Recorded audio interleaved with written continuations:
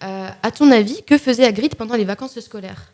Parce qu'on sait que Harry, qui n'avait pas de parents, retournait chez ses moldus. Enfin, chez ses moldus. On a compris, oui. Chez son oncle et sa tante. Voldemort, on peut supposer que du coup, il retournait à l'orphelinat. Mais Hagrid, selon toi, qu'est-ce qu'il faisait ?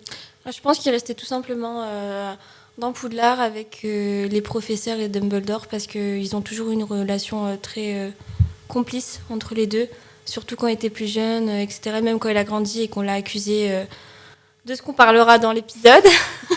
Dumbledore, il a toujours eu foi en lui et ils ont toujours une relation assez fusionnelle quand même. Donc je pense qu'il resterait à Poudlard. Je suis d'accord avec toi, mais je nuancerai quand même parce que pour moi, la relation entre Hagrid et Dumbledore, elle naît vraiment à partir de cet événement que tu as commencé à évoquer.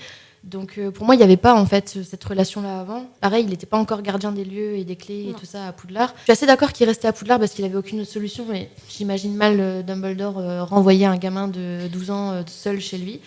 Mais je pense que la relation avec Dumbledore, elle s'est créée plutôt après, quoi.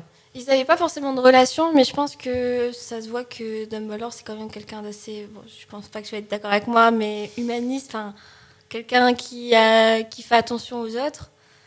Et je pense que voir un enfant qui a perdu ses parents et qui n'a nulle part où aller, je pense qu'il restera à Poudlard. Même s'ils n'ont pas créé de lien comme Harry aura créé un lien avec Albus, je pense que Hagrid aurait resté dans Poudlard. Donc, on est d'accord. Donc, voilà. Pour cette reprise, c'est un peu dommage. Ouais, moi je m'attendais à quelque chose de plus conflictuel, mais bon. Ça va arriver après. Je pense aussi.